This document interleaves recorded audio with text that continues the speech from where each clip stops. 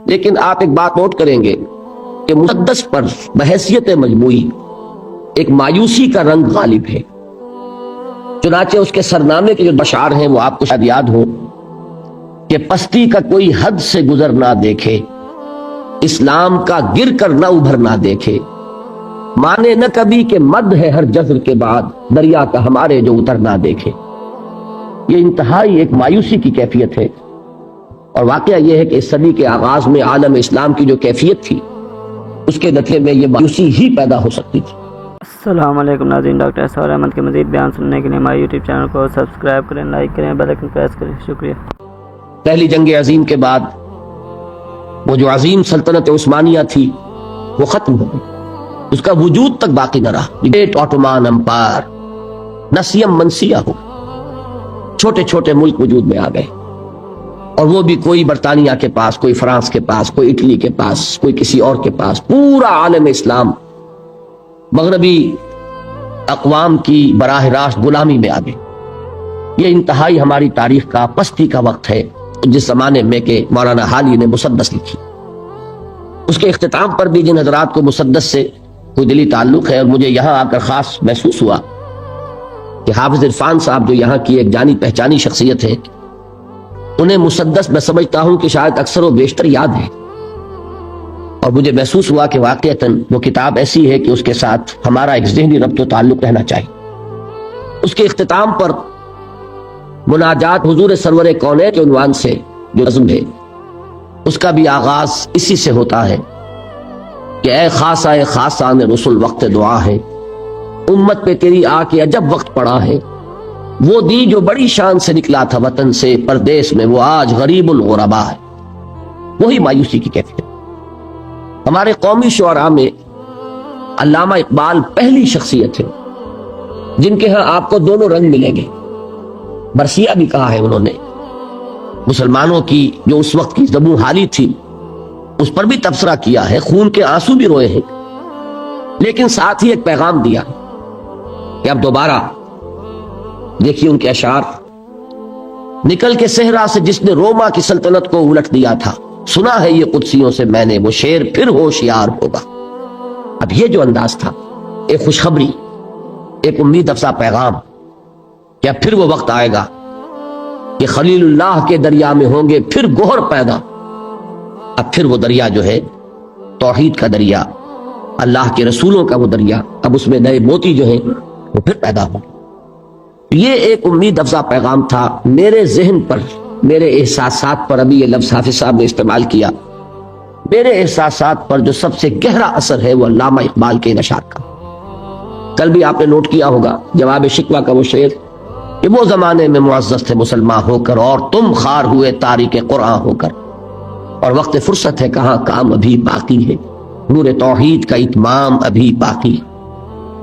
بہرحال اس کے بعد، اور بلکہ اس کے ساتھ یہ نوٹ کر لیجئے کہ تحریک پاکستان اس وقت چل رہی تھی، میرا وہ ہائی اسکول کا دور ہے، تو علامہ اقبال کی ملی شاعری سے متاثر ہو کر میں نے بھی ایک طالب علم کی حیثیت سے تحریک پاکستان میں حصہ لیا، اور ہسار ڈسٹرکٹ مسلم اسٹوڈنٹس فیڈریشن کا میں جنرل سیکریٹری تھا۔ لیکن اسی زمانے میں مجھے مولانا ابوالکلام آزاد کی تحریروں سے بھی تعارف حاصل ہوا، اور خاص طور پر مولانا سید ابو الاعلیٰ مودودی کی تحریروں سے۔ میں نے پڑھا ان دونوں حضرات کو۔ ظاہر بات ہے کہ مولانا ابوالکلام آزاد تو اس وقت کانگریس میں تھے، مولانا مودودی نے ایک علیحدہ جماعت اسلامی کے نام سے بنائی ہوئی تھی، تو مجھے ان سے علمی دلچسپی تو اس وقت ہوئی، لیکن عملی طور پر تحریک پاکستان ہی کا ایک ادنا اور ننھا سا کارکن میں رہا۔ البتہ پاکستان بننے کے بعد پھر اب چونکہ وہ ملک جو اللہ نے ہمیں عطا فرمایا، در حقیقت اس ملک کا قیام تو پہلی منزل تھی ہماری، اصل سفر تو ابھی باقی تھا۔ اس ملک میں اسلام کا نفاذ، اسلام کا قیام، وہ جو قائد اعظم نے کہا تھا کہ ہم ایک ایسا خطہ زمین چاہتے ہیں کہ جس میں ہم اس جدید دور میں اسلام کے اصول اخوت و مساوات و حریت کا ایک نمونہ پیش کر سکیں، پوری دنیا کو دکھا سکیں کہ اسلام کیا ہے، اسلامی تہذیب کیا ہے، اسلامی تمدن کیا ہے، اسلامی قانون کیا ہے، اسلامی سیاست کیا ہے، اسلامی معیشت کیا ہے، اسلامی معاشرہ کسے کہتے ہیں۔ یہ اصل میں غرض تھی ہماری، یہ مقصد تھا جس کے لیے پاکستان حاصل کیا گیا۔ حصول پاکستان تو در حقیقت اس سفر کی پہلی منزل تھی۔ لیکن یہ کہ محسوس ایسا ہوا کہ شاید ہم نے اس پہلی منزل ہی کو آخری منزل سمجھ لیا، اور ہم نے آزادی کے جو مادی فوائد تھے ان کو سمیٹنے پر کمر کس لی۔ دولت، شہرت، عزت، اقتدار، یہی ہم میں سے اکثر کا مطمع نظر بن کر رہ گیا۔ اس صورت میں اب پاکستان میں اسلامی نظام کے قیام، بالفعل ایک اسلامی معاشرے کی تشکیل، ایک واقعتاً حقیقتاً اسلامی ریاست کا قیام، اس کے لیے پھر میں نے سن 47 سے سن 57 تک 10 سال جماعت اسلامی کی تحریک کے ساتھ بسر کیے۔ پہلے 7 سال اسلامی جمعیت طلبہ میں، اور جب میں 1954 میں MBBS سے فارغ ہو گیا تو جس دن میرا نتیجہ نکلا ہے اسی دن میں نے جمعیت طلبہ سے استعفیٰ لکھا اور جماعت اسلامی کی رکنیت کی درخواست کا جو فارم تھا پر کر دیا۔ 3 برس پھر لگ بھگ میں جماعت میں رہا ہوں۔ وہاں سے جو علیحدگی ہوئی اس کا سبب کیا تھا، یہ بات ہے اصل میں جو میں چاہتا ہوں کہ آپ کے سامنے آ جائے تو معلوم ہوگا کہ جو کچھ میں اب کر رہا ہوں اس کا کیا پس منظر ہے، صغرا کبرا کیا ہے، اس کی لاجک کیا ہے۔ میں نے یہ محسوس کیا کہ ہم اس ایزمپشن پر اور اس مفروضے پر آگے چل رہے ہیں کہ جب ہم سب مسلمان ہیں تو اسلامی نظام قائم ہو جانا چاہیے، جبکہ واقعہ یہ ہے کہ 200 برس کی غلامی نے اور مغربی تہذیب کے غلبے نے ہماری ایمان کی جڑوں کو کھوکھلا کر دیا۔ ہم مسلمان صرف وراثتاً ہیں، صرف نسلاً ہیں۔ ہم مسلمان اس لیے ہیں کہ مسلمان والدین کے ہاں پیدا ہو گئے، لیکن یہ کہ ہم نے شعور کے ساتھ اپنے ایک کانشس اور شعوری فیصلے کے طور پر اسلام کو قبول نہیں کیا۔ اور ایمان اگر ہم اپنے دلوں میں جھانکیں تو محسوس ہوگا کہ وہ صرف ایک ڈوگما ہے، ایک عقیدہ ہے، موروثی عقیدہ۔ اس ایمان کی ریئلائزیشن، اس کا شعور، وہ در حقیقت ہمیں حاصل نہیں، جس کا نام یقین کہا جائے گا، جس کو علامہ اقبال نے کہا ہے کہ یقین پیدا کرے ناداں، یقین سے ہاتھ آتی ہے وہ درویشی کے جس کے سامنے جھکتی ہے فغفوری۔ وہ یقین جب تک نہ ہو اس وقت تک اسلام پر عمل نہیں ہو سکتا۔ تو میں اس نتیجے پر پہنچا کہ محض اس نعرے کی بنیاد پر کہ ہم مسلمان ہیں، پاکستان میں اگر 95% 96% لوگ مسلمان ہیں تو یہاں اسلام آنا چاہیے، یہ دلیل تو صحیح ہے، لیکن اس دلیل سے اسلام آئے گا کبھی نہیں۔ اس کے لیے 2 چیزوں کی ضرورت ہے۔ پہلی چیز یہ کہ خاص طور پر جو پڑھا لکھا طبقہ، اور پڑھے لکھے سے میری مراد ہے جدید تعلیم یافتہ، اس لیے کہ ہمارے ہاں تعلیم کے 2 نظام چل رہے ہیں۔ ایک قدیم ہمارا دینی نظام تعلیم ہے، ایک تو اس سے لوگ فارغ التحصیل ہوتے ہیں، وہ بھی پڑھے لکھے ہیں یقیناً، اور دوسرے نظام کے مقابلے میں زیادہ پڑھے لکھے ہیں۔ لیکن میں جس طبقے کا ذکر کر رہا ہوں کہ معاشرے میں جس کو کہ اصل فیصلہ کن حیثیت حاصل ہو چکی ہے، وہ تو جدید تعلیم یافتہ طبقہ، اس لیے کہ پورے ملک کی باغ ڈور اس کے ہاتھ میں ہے۔ اس جدید تعلیم یافتہ طبقے کے اندر تجدید ایمان کو اثر نو مستحکم کرنے کی ایک تحریک برپا کی۔ پہلے تو یہ چیز جو ہے وہ ضروری ہے، اس لیے کہ بہت صحیح کہا جس نے کہا کہ گلا تو گھونٹ دیا اہل مدرسہ نے تیرا، کہاں سے آئے صدا لا الہ الا اللہ۔ ہم نے برٹرینڈ رسل کو پڑھا ہے، ہم نے ڈاروین کو پڑھا ہے، ہم نے فرائڈ کو پڑھا ہے، ہم نے مارکس کو پڑھا ہے، تو ایمان کہاں سے آ جائے گا؟ ان نظریات نے ہمارے ذہنوں میں تصادم پیدا کیا ہوا، کانفلکٹ ہے، تضادات ہے، ہم کچھ مانتے کچھ اور ہیں، کرتے کچھ اور ہیں۔ اس کی وجہ یہی ہے کہ وہ ایمان کی حقیقت ہمیں حاصل نہیں۔ اس کے لیے خصوصاً جدید تعلیم یافتہ طبقے میں تجدید ایمان کی ایک تحریک۔ اب ظاہر بات ہے کہ تجدید ایمان کے لیے ہمارے پاس سورس کیا ہے، ایمان کہاں سے ملے گا؟ میں تفصیل کے ساتھ بھی انشاءاللہ ان ایام میں کسی موقع پر عرض کروں گا، اس وقت اجمالاً صرف چونکہ عرض کر رہا ہوں۔ تو میں جس نتیجے پر پہنچا وہ یہ کہ منبع ایمان اور سرچشمہ یقین قرآن حکیم ہے۔ مولانا ظفر علی خان کا بڑا پیارا شعر ہے، سادہ سا شعر ہے لیکن بڑی عظیم حقیقت کو لیے ہوئے، کہ وہ جنس نے ایمان جسے لے آئے دکان فلسفہ سے، ڈھونڈے سے ملے گی عاقل کو قرآن کے سیپات۔ قرآن وہ نور ہے کہ جو اندھیروں سے نکال کر روشنی میں لاتا ہے۔ اندھیرے کون سے ہیں؟ کفر کا اندھیرا، شرک کا اندھیرا، الحاد کا اندھیرا، مادہ پرستی کا اندھیرا، یہ تمام اندھیرے۔ سورہ حدید میں فرمایا گیا هو الذی ينزل على عبده آیات بینات لیخرجکم من الظلمات الى النور وان اللہ بکم لرؤوف الرحیم۔ وہی ہے اللہ جو اپنے بندے پر صلی اللہ علیہ وسلم یہ آیات بینات نازل فرما رہا ہے تاکہ وہ ان کے ذریعے سے تمہیں اندھیروں سے نکال کر روشنی میں لائے۔ تو یہ جو ظلمات ہیں، کفر اور شرک اور الحاد اور مادہ پرستی، ان کے اندھیروں سے نکالنے والی کوئی چیز ہے تو وہ قرآن مجید کا نور ہے۔ تو پہلا فیصلہ میرا یہ ہوا کہ مجھے اپنی توانائیاں، اپنی قوتیں، اپنی صلاحیتیں جو بھی اللہ نے عطا فرمائی ہیں، ظاہر بات ہے لا یکلف اللہ نفسا الا وسعها، اللہ تعالیٰ نے ہر انسان کو جو بھی صلاحیتیں اسے عطا فرمائی ہیں اسی کے مطابق مکلف ٹھہرایا۔ جس میں جتنی استعداد ہے اتنا ہی وہ ذمہ دار ہے، اتنا ہی جواب دہ ہوگا۔ زیادہ استعداد ہے زیادہ جواب دہی ہوگی، کم استعداد ہے کم محاسبہ ہوگا، یہ اللہ تعالیٰ کا قانون ہے۔ تو بہرحال جو بھی کچھ تھوڑی بہت حقیر سی جو بھی صلاحیت ہے، استعداد ہے، اس کا اولین مصرف ہوگا وہ جو میں نے کل حدیث نبوی کے حوالے سے آپ کے سامنے رکھا تھا کہ حضرت عثمان ابن عفان رضی اللہ تعالی عنہ ذو النورین وہ فرماتے ہیں کہ حضور نے ارشاد فرمایا صلی اللہ علیہ وسلم، خیرکم من تعلم القرآن وعلمہ، تم میں سے بہترین لوگ وہ ہیں جو قرآن سیکھیں اور سکھائیں، قرآن کا علم حاصل کریں اور اسے دوسروں تک پہنچائیں۔ تو پہلی بات میں نے یہ طے کی، کون شخص چاہے گا کہ وہ اچھے سے اچھے کیریئر کو اڈاپٹ نہ کرے؟ ہر شخص یہی چاہتا ہے بہتر سے بہتر کیریئر اسے ملے، لہذا جب سب سے بہتر کیریئر یہ ہے خیرکم من تعلم القرآن وعلمہ، اور یہ کس کا فرمان ہے؟ الصادق المصدوق، جو سچے ہیں، ان کی سچائی کی گواہی اللہ نے دی۔ تو انہوں نے فرمایا کہ بہترین کیریئر یہ ہے، تو میں نے طے کیا کہ جہاں تک طبابت کا معاملہ ہے، میڈیکل پروفیشن ہے، مجھ سے کہیں زیادہ ماہر اطباء اور معالج موجود ہیں۔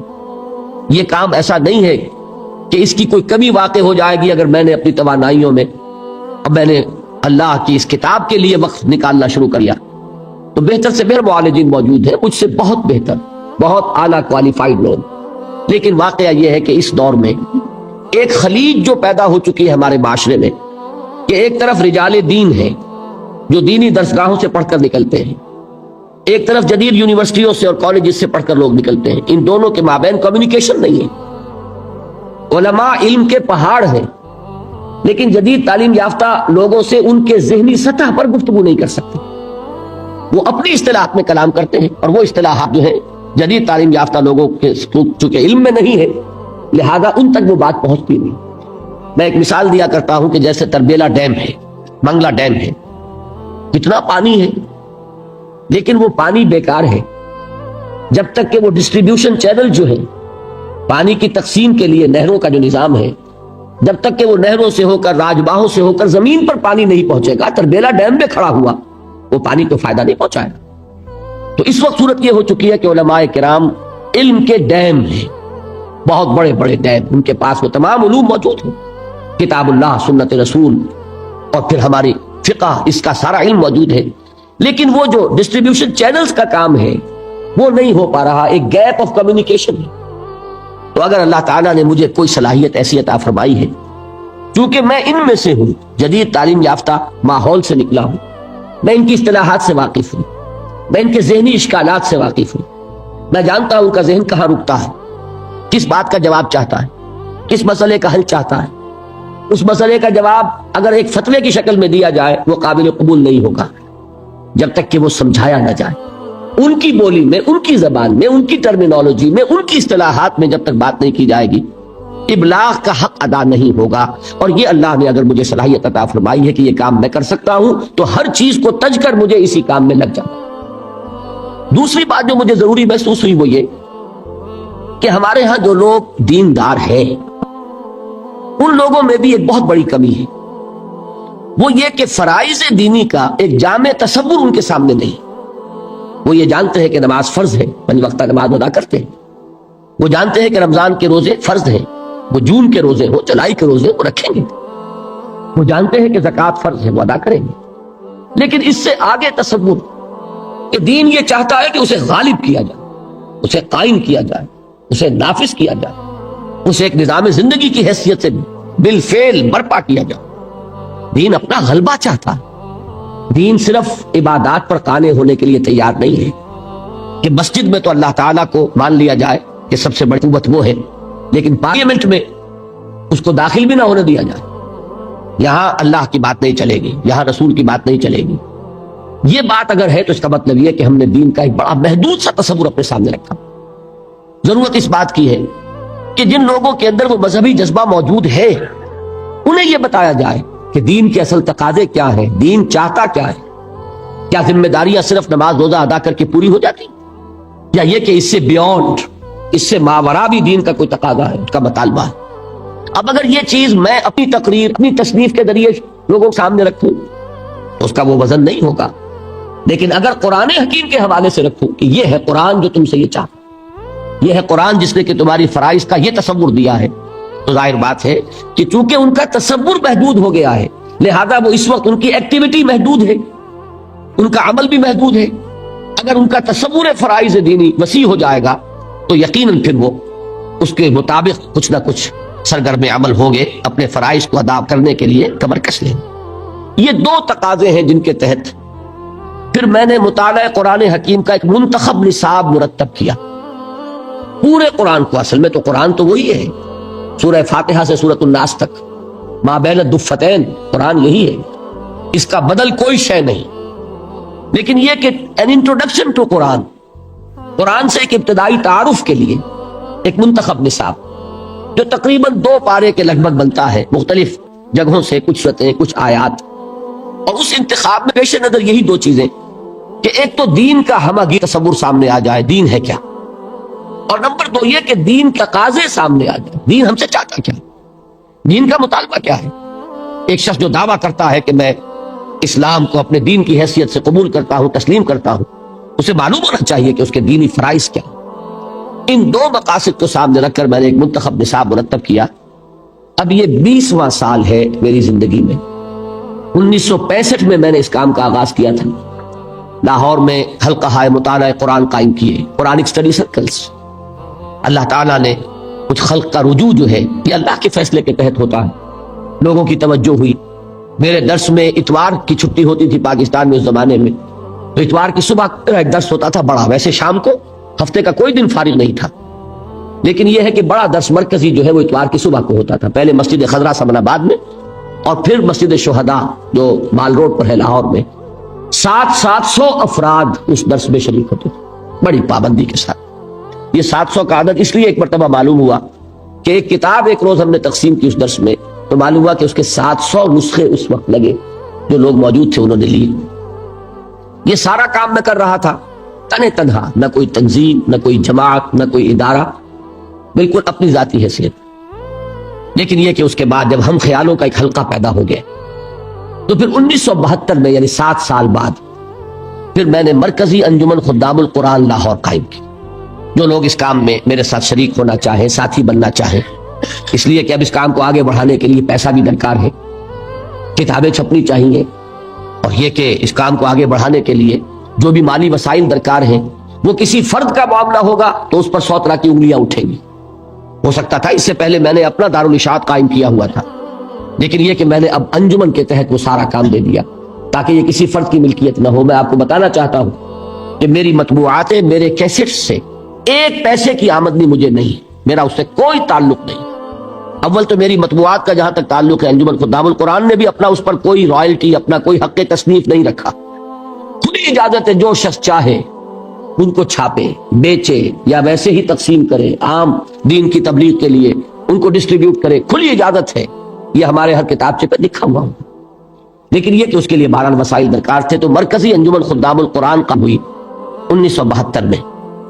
لیکن اس کے بعد ایک سوال پیدا ہوا کہ قرآن جو کچھ بتا رہا ہے، دین کے غلبے کی عملی جد و جہد، اب محض ایک انجمن سے تو کام نہیں چلے گا، اب ایک تنظیم درکار ہے، ایک جماعت درکار ہے، ایسے لوگوں کی جو اپنا تن من دھن اس کے لیے لگانے کے لیے تیار ہو، جو اپنے آپ کو ایک ڈسپلن میں دینے کے لیے تیار، جو سمع و طاعت کے نظام میں آنے کو تیار ہو. اس کے لیے پھر 1975 میں تنظیم اسلامی ہم نے قائم کی. جب تک میں تنہا کام کر رہا تھا اس تک میرا مطلب بھی ساتھ کے ساتھ جاری تھا. وہ حسرت موہانی کا بڑا پیارا شعر ہے، کیا طرفہ طبیعت ہے، کیا طرفہ تماشا ہے، حسرت کی طبیعت بھی ہے، مشق سخن جاری اور چکی کی مشقت بھی. تو میں مطلب بھی کرتا تھا اور یہ کام بھی کر رہا تھا، درس قرآن بھی تھا، وثاق بھی شائع کر رہا تھا، دارالاشاعت بھی تھا. لیکن سن 71 کے حج کے موقع پر میں نے فیصلہ کیا، یہ فروری سن 71 کی بات ہے، کہ اب میری جتنی توانائیاں ہیں، جو قوتیں ہیں، جو صلاحیتیں ہیں، وہ اب ہمہ تن ہمہ وقت اسی کام کے لیے وقف رہے گی. چنانچہ میں نے اپنے مطلب کو بند کیا اور اس کے بعد سے اب تک میں نے پھر کوئی ایک منٹ بھی کسی معاشی جد و جہد میں صرف نہیں کی۔ باقی یہ ہے کہ اللہ تعالیٰ صورت پیدا کرتا ہے، رزاق وہ ہے، اس نے آج تک کوئی تنگی نہیں آنے دی، کوئی میرے لیے مشکل مرحلہ نہیں آیا۔ اللہ تعالیٰ امتحان آزمائش سے بچا کر رکھے اور آزمائے تو اس میں استقامت عطا فرمائے کہ وہ بھی صرف اسی کی توفیق سے انسان کسی امتحان میں کامیاب ہو سکتا ہے۔ لیکن بہرحال سن 71 کے بعد سے یہ سن اب 85 ہے، یہ سمجھ لیجئے کہ 15واں سال ہے کہ میری توانائیاں، میرے اوقات، میری جو بھی صلاحیتیں ہیں حقیر سی اللہ کی عطا کردہ، وہ سب کی سب کسی کام کے لیے اب یہاں جو آپ حضرات نے دعوت دی اور یہ پروگرام بنایا تو اسی منتخب نصاب کا ایک خلاصہ ہے جو چند دنوں میں آپ کے سامنے پھر رکھوں گا، اس لیے کہ وہ مکمل منتخب نصاب جو ہے وہ تو ظاہر بات ہے کہ ان 7-8 دنوں میں 9 دنوں میں بیان نہیں ہو سکتا، ایک دن گزر چکا ہے، ایک دن ویسے کم ہوا ہے، تو اب ہمارے پاس لے دے کر 8 دن ہیں۔ ان میں مجھے انہی 2 چیزوں کو سامنے رکھ کر دین کیا ہے یہ بھی بات میں آئے، اور اس سے بھی اہم تر یہ کہ دین چاہتا کیا، ہمارے دین کی طرف سے ہم پر کیا ذمہ داریاں عائد ہوتی ہیں، یہ بات از روئے قرآن واضح ہو جائے، یہ ہے مقصد ان اجتماعات کا۔ وہ جو منتخب نصاب میں نے مرتب کیا، جس کے لیے میں نے اتنا طویل پس منظر بیان کیا ہے، اس کا نقطۂ آغاز ہے سورۃ العصر جو میں نے ابھی تلاوت کی تھی، اور آج میں اسی کے حوالے سے کچھ باتیں آپ حضرات کے گوش گزار کر رہا ہوں کہ راہ نجات کا کیا تصور ہے از روئے قرآن۔ یہ سورہ مبارکہ جس کے بارے میں کہ مجھے یہ توقع ہے، ہو سکتا ہے کہ یہ میری خوش گمانی ہو، لیکن بہرحال مجھے یہ حسن ظن ہے کہ ہر مسلمان کو یہ صورت یاد ہوگی۔ میں پھر اس کی تلاوت کیے دیتا ہوں، گنتی کے چند الفاظ ہیں۔ اعوذ باللہ من الشیطان الرجیم، بسم اللہ الرحمن الرحیم، والعصر ان الانسان لفی خسر الا الذین آمنوا وعملوا الصالحات وتواصوا بالحق وتواصوا بالصبر، صدق اللہ العظیم۔ اس کا ایک سادہ سا ترجمہ پہلے میں کر دیتا ہوں، اس کو ہر شخص جو ہے وہ اپنے ذہن پر کندہ کر لے۔ والعصر زمانے کی قسم ہے، ان الانسان لفی خسر، تمام انسان خسارے میں ہیں، ٹوٹے میں ہیں، گھاٹے میں ہیں، نقصان میں ہیں، تباہی اور بربادی کا نوالا بننے والے، الا الذین آمنوا، سوائے ان کے جو ایمان لائے، وعملوا الصالحات، اور انہوں نے نیک عمل کیے، وتواصوا بالحق، اور انہوں نے حق کی ایک دوسرے کو وصیت اور تاکید کی، وتواصوا بالصبر، اور انہوں نے صبر کی ایک دوسرے کو تلقین کی۔ اب اس صورت کو اپنے ذہن میں رکھیے، مجھے کچھ تھوڑی سی ہچکچاہٹ یا رکاوٹ طبیعت میں محسوس ہو رہی ہے کہ اس سورہ مبارکہ کا میں نے بارہا درس دیا، ان کے متعدد کیسٹس موجود ہیں، خیال ہوتا ہے کہ ہو سکتا ہے آپ میں سے بہت سے حضرات نے وہ دروس سنے ہوں، ان کے لیے گویا کہ ایک تکرار ہو جائے گا۔ اس پر میری ایک تقریر بھی مطبوعہ ہے، ایک تحریر بھی چھپی ہوئی، تو بہت سے حضرات کے سامنے وہ چیزیں بھی شاید ہوں، لیکن میں یہ سمجھتا ہوں کہ قرآن مجید کا معاملہ چونکہ یہ ہے کہ اس کے لیے تکرار اور اعادہ، جیسا کہ میں نے کل حضور کے الفاظ میں آپ کو سنایا تھا کہ یہ وہ چیز نہیں ہے، لا یخلق عن کثرت الرد، یہ بار بار کے تکرار اور اعادے سے اس پر کوئی باسی پن طاری نہیں ہوتا۔ یہ وہ کتاب نہیں ہے کہ جس کو چند مرتبہ پڑھنے کے بعد انسان محسوس کرے اب کیا پڑھنا ہے، پڑھ لیا، سمجھ لیا۔ یہ کتاب تو وہ ہے کہ ہر بار پڑھو گے اس میں ایک نئی، ایک ندرت کا احساس ہوگا، اس کی رعنائی، اس کا حسن جو ہے ہر بار ایک نئی شان کے ساتھ تمہارے سامنے آئے۔ تو یہ حضور صلی اللہ علیہ وسلم کا فرمان ہے، تو یہی فرمان اس وقت مجھے ایک سہارا دے رہا ہے نفسیات کے اعتبار سے، کہ چاہے میں نے سورہ مبارکہ کو بارہا بیان کیا ہو، لیکن آج پھر کوشش کر رہا ہوں اللہ تعالیٰ سے توفیق طلب کرتے ہوئے کہ وہ مجھے صحیح اور دل نشین پیرائے میں اس سورہ مبارکہ کے مفاہیم اور اس کے معنی اور مراد کو آپ کے سامنے پیش کرنے کی توفیق عطا فرمائے، اور اللہ تعالیٰ آپ کے ذہن کے دروازے بھی اس کے لیے کھول دے اور دلوں کے دروازے بھی کھول دے۔ دیکھیے 4 چیزیں اس سورہ مبارکہ کے بارے میں ابتدائی ہیں، وہ گن کر یاد کر لیں۔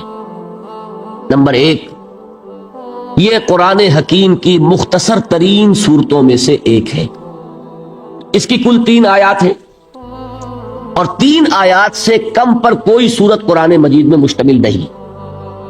اسی کے ساتھ ذہن میں یہ بات لے آئیے کہ رکعتوں میں نماز کی ہم سورہ فاتحہ کے ساتھ کچھ قرآن مجید اور پڑھتے ہیں، اس کا بھی نصاب 3 آیات کا ہے. بڑی آیت ہو، آیت الکرسی ہو، تو وہ ایک آیت بھی کفایت کر جائے گی، لیکن یہ کہ عام طور پر 3 آیات کی تلاوت جو ہے ہر رکعت کے اندر، جن رکعتوں میں کہ سورہ فاتحہ کے بعد قرآن مجید کا کچھ حصہ ملایا جاتا ہے، یہ نبی اکرم صلی اللہ علیہ وسلم کی ہدایت ہے. اور 3 آیات سے کم پر قرآن مجید کی کوئی صورت مشتمل نہیں. اور عجیب حسن اتفاق ہے، شاید کبھی آپ کا ذہن ادھر منتقل نہ ہوا ہو، کہ 3 ہی صورتیں ہیں قرآن مجید کی جو 3 آیات پر مشتمل. سورۃ العصر، سورۃ الکوثر، انا اعطیناک الکوثر فصل لربک وانحر ان شانئک ھو الابتر، اور سورۃ النصر. یہ 3 صورتیں ہیں 3 آیات پر مشتمل. تو ظاہر ہو گیا کہ قرآن مجید کی مختصر ترین 3 صورتوں میں سے ایک سورت سورۃ العصر. نمبر 2، یہ قرآن حکیم کی اولین صورتوں میں سے ہے. آپ کو معلوم ہے کہ قرآن مجید کی تنزیل مکمل ہوئی ہے 22 برس میں. 23 برس جس کو کہہ دیا جاتا ہے وہ اصل میں 23 برس قمری ہے. اور ہمارا ذہن چونکہ آج کل جو ہے وہ تو شمسی تقویم کا عادی ہے، ہم انگریزی مہینوں کو زیادہ جانتے ہیں بنسبت اسلامی مہینوں کے. اس کے حساب سے اگر آپ لگائیں گے تو 22 برس ہے. 610 عیسوی میں حضور پر پہلی وحی نازل ہوئی، اور 632 عیسوی میں حضور صلی اللہ علیہ وسلم کا وصال ہوا.